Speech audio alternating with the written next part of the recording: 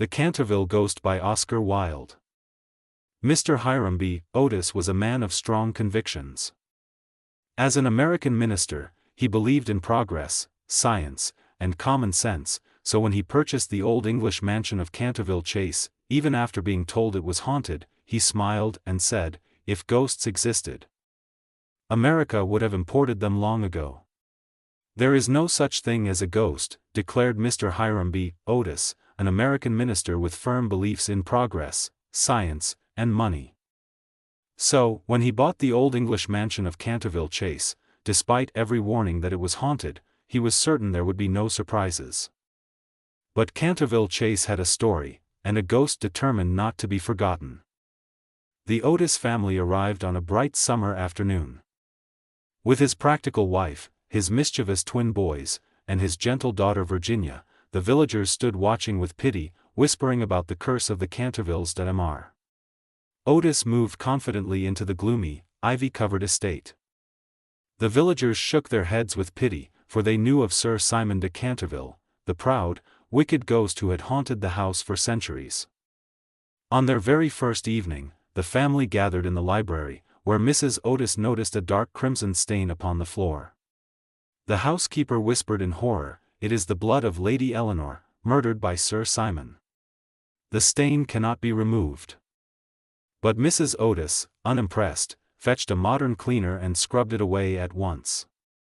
Yet, by morning, the blood had returned, redder than ever. The ghost, watching from the shadows, was certain his reign of terror would soon begin. That night, Sir Simon prepared his chains, letting them rattle along the corridors with dreadful echo. The sound had once driven noblemen mad with fear. Surely this new family would scream. But instead, a door opened, and there stood Mr. Otis, calm in his dressing gown.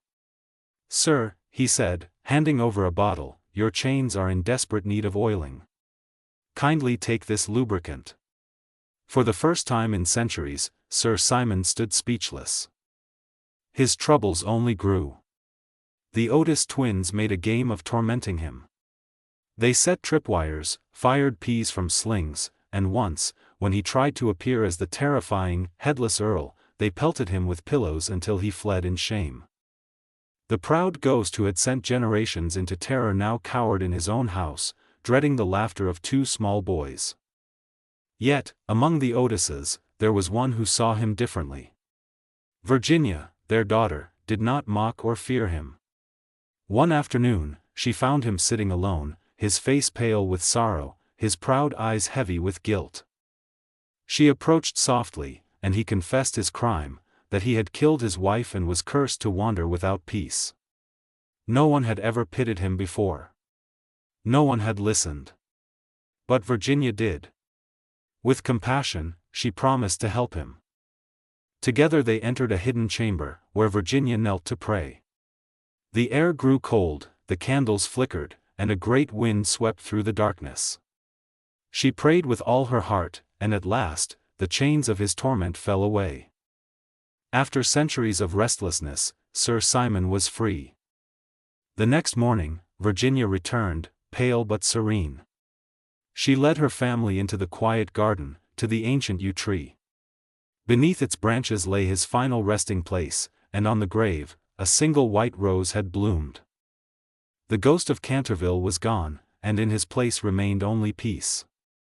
Oscar Wilde's tale, wrapped in wit and humor, ends with a gentle truth: even the darkest soul longs not for fear, but for forgiveness. And it is not mockery or courage that redeems, but kindness, and compassion that sees beyond the ghost.